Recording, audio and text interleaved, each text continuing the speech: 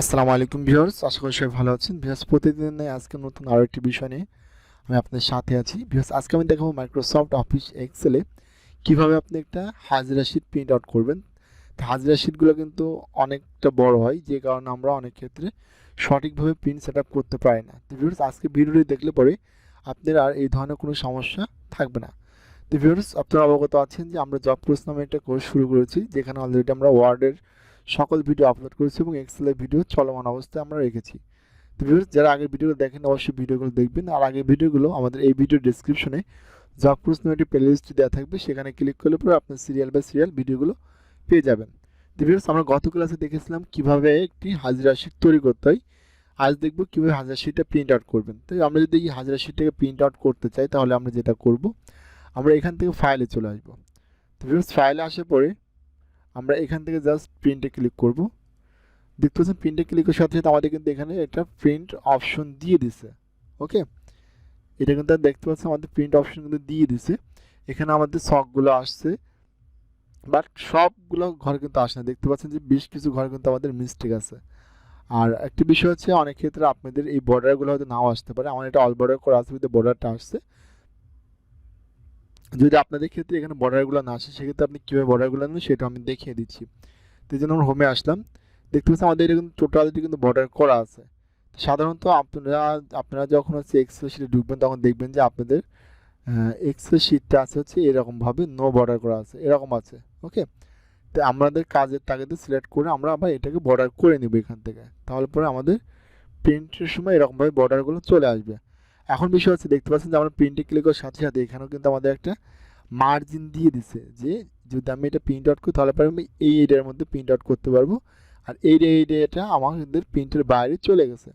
তা এখন আমাদের যেটা করতে হবে, আমাদের এটাকে সেট আপ করতে হবে, প্রিন্ট সেট আপ করতে হবে। এখন প্রিন্ট সেট আপটা আমরা কীভাবে করব, আমরা পেজ লেআউটে আসবো। আচ্ছা, পেজ লেআউটে আসার পরে এখানে দেখানো আছে মার্জিন। তো আমরা প্রথমত মার্জিনটা একটু কমাই দেখি, মার্জিনটা নর্মাল আছে, আমরা ন্যারো করে দিলাম।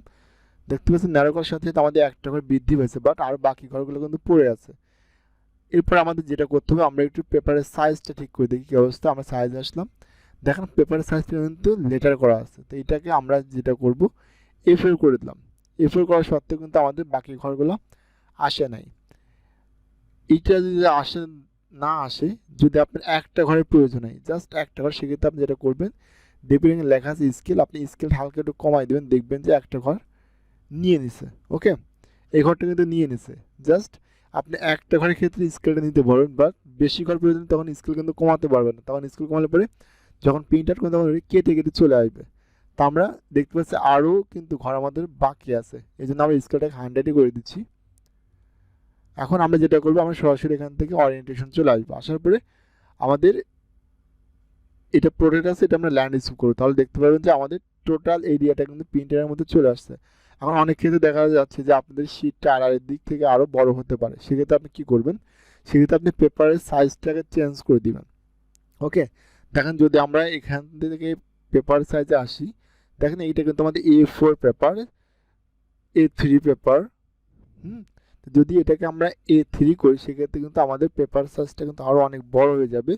দেখেন আমরা এটা A3 করলাম, দেখেন A3 করার সাথে সাথে আমাদের কিন্তু এরিয়াটা আরও এদিকে এই পর্যন্ত কিন্তু চলে আসছে, দেখছেন। অর্থাৎ আমাদের কিন্তু এতটুকু মধ্যে আমরা কিন্তু আরও চাইলে কাজ করতে পারবো। তো ভিউয়ার্স, আপনাদের প্রয়োজন সাপেক্ষে কিন্তু আপনাদের এই পেজ সেটআপটা করতে হবে। তো এটাকে আমরা আপাতত A4 করে দিচ্ছি। দেখবেন যে অফিস আদালতে কিন্তু অনেক বড় বড় বইয়েতে কিন্তু এই শিটগুলো করা থাকে, সেগুলো কিন্তু A4 বা A3 বা A5, মানে যখন যেই টাইপের পেপার প্রয়োজন তখন সেই টাইপের পেপারটা কিন্তু সিলেক্ট করে প্রিন্ট আউট করা হয়। ওকে, তো ভিউয়ার্স, এখন যদি আমি এখান থেকে ফাইলে আসি, আশেপাশে যেখানে প্রিন্টে ক্লিক করি, তাহলে দেখতে পাচ্ছেন যে আমার কিন্তু ফুল এরিয়া কিন্তু প্রিন্টের মধ্যে চলে আসছে।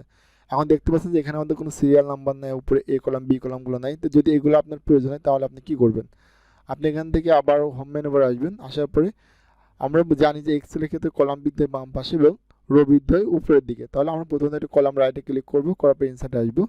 আসার পরে এখান থেকে এন্ট্রি কলাম, এরপর জাস্ট ওকে। দেখতে একটা কলাম বৃদ্ধি হয়ে গেছে। এরপর আমরা মাউসের রাইটে ক্লিক করবো, ইনসার্টে ক্লিক করবো, এন্ট্রি রো।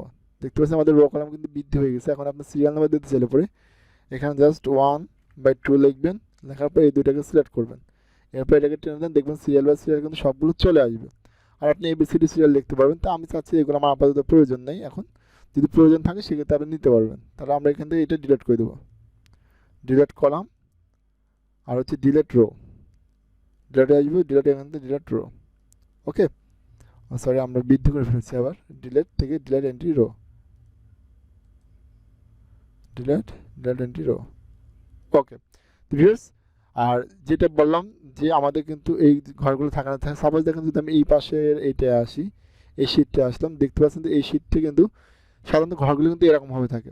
ওকে, সেমভাবে আপনি যখন এক্সেল ঢুকবেন তখন এরকমভাবে শীট পাবেন। তো এটা বর্ডার করতে হলে এটাকে সিলেক্ট করবেন, যতটুকু দরকার সিলেক্ট করার পর এখান থেকে বটম বর্ডারের থেকে অল বর্ডার করবেন, তাহলে দেখবেন যে এরকমভাবে শখগুলো চলে আসবে। আর যদি রাখতে না চান তাহলে আবার এটাকে সিলেক্ট করবেন, এবার বটম বর্ডারে এসে এখান থেকে নো বর্ডার করবেন, তাহলে দেখবেন যে এগুলো এখান থেকে উঠে গেছে। ওকে, তো ভিউয়ার্স এখন যে বিষয়টা আমরা দেখবো সেটা হচ্ছে আমি চাচ্ছি যে শুধুমাত্র আমি এতটুকু প্রিন্ট করব, বাকি কোনো এরিয়া প্রিন্ট করবো না, জাস্ট এতটুকু করলে আমার হচ্ছে। আর এইটুকু আমি করব না, সেক্ষেত্রে কী করবো, আমরা নির্দিষ্ট একটা এরিয়াকে সিলেক্ট করব। এটাকে সিলেক্ট করলাম, সিলেক্ট করার পর আমরা পেজ লেআউটে আসবো, আসার পর এখানে দেখবেন লেখা আছে প্রিন্ট এরিয়া, এখান থেকে প্রিন্ট এরিয়াতে ক্লিক করবেন, এরপরে জাস্ট সেট প্রিন্ট এরিয়া। এখন আমরা এখান থেকে প্রিন্টে ক্লিক করি, প্রিন্ট, দেখতে পাচ্ছি শুধু এতটুকু কিন্তু আসছে, বাকি ঘরগুলো কিন্তু প্রিন্টের মধ্যে আসে নাই। তাহলে আমরা আবার এখান থেকে কাজ করা শেষ, প্রিন্ট করা শেষ, আবার লেয়ারটা আসবে, আসার পরে প্রিন্ট এরিয়া থেকে জাস্ট ক্লিয়ার প্রিন্ট এরিয়াতে ক্লিক করব, তাহলে দেখতে পাবেন যে আমাদের কিন্তু এখানে আর কোনো কিছু নির্দিষ্ট এরিয়া সিলেক্ট করা কিন্তু নেই। ওকে, তো ভিউয়ার্স এই হচ্ছে আজকের বিষয় যে কীভাবে আপনি একটু বড় শিট অর্থাৎ হাজিরা শিটগুলো প্রিন্ট আউট করবেন। তো যদি আপনার কোথাও সমস্যা থাকে অবশ্যই আমাকে জানাবেন। এখন আমরা এখানে ফাইলে আসলাম, আসার পরে প্রিন্টে ক্লিক করলাম, আচ্ছা প্রিন্টে ক্লিক করার পরে আমাদের এখানে শিটগুলো চলে আসছে, বাট আমাদের বাম পাশে কিছু সেট আপ করতে হবে। সেটা আমরা কীভাবে করব, আমাদের প্রথম কাজ হচ্ছে এখান থেকে প্রিন্টার নাম, আপনার যে অফিসে যে প্রিন্টারটা আছে সেই প্রিন্টারের কী নাম, যদি আপনি কম্পিউটারের সাথে কানেক্ট করা থাকে তাহলে অটোমেটিকলি এখান থেকে প্রিন্টার নামটা চলে আসবে। তাহলে আমি এখান থেকে আমাদের প্রিন্টার নামটাকে সিলেক্ট করে দিব। এরপরে হচ্ছে শিট, দেখেন এখানে কিন্তু আমাদের দুইটা শিট হয়ে গেছে। তো যদি আমি একটা শিট প্রিন্ট করতে সেক্ষেত্রে আমি এখানে পেজ 1/1 দিতে পারি, তাহলে পরে শুধুমাত্র ওই শিটটি আসবে। অথবা দেখেন এখানে কিন্তু আছে প্রিন্ট ইন্টারবুক, প্রিন্ট সিলেকশন, যেটা আপনি খুশি সেটা সিলেক্ট করতে পারবেন। এরপরে এখানে আছে হচ্ছে অরিয়েন্টেশন, আপনি এটা ল্যান্ডস্কেপ না প্রোটেক্ট করবেন সেটা এখানে সিলেক্ট করতে পারবেন। এরপর পেপার সাইজ দিবেন, সিলেক্ট করবেন, এবার মার্জিন কতটুকু রাখবেন। ওকে, এরপরে জাস্ট আপনি এই কাজটা কত কপি প্রিন্ট করবেন, জাস্ট নাম্বার অফ কপি থেকে কপিটা দিয়ে দিবেন। আর এটাকে আপনি কালার করবেন না সাদা কালার করবেন সেটাও কিন্তু আপনি প্রিন্টার প্রপার্টিসে ক্লিক করবেন, অপশন আসবে, অপশন থেকে আপনি দিতে পারবেন। এরপর জাস্ট প্রিন্টে ক্লিক করবেন, তাহলে দেখতে পারবেন যে আপনার ফাইলটা আপনার রিকমান্ড অনুযায়ী প্রিন্ট আউট হয়ে বেরিয়ে চলে আসছে। তো বিকজ এরকমভাবে খুব ইজিলিভাবে আপনি প্রিন্ট সেট আপ করতে পারবেন। তো যদি কোথাও কোনো সমস্যা থাকে তাহলে অবশ্যই আমাকে কমেন্টে জানাবেন। আর যদি ভিডিওটি ভালো লেগে থাকে তাহলে অবশ্যই চ্যানেলটি সাবস্ক্রাইব করবেন আর অবশ্যই একটি লাইক দেবেন। তো আজ এই পর্যন্ত, সবাই ভালো থাকবেন, সুস্থ থাকবেন।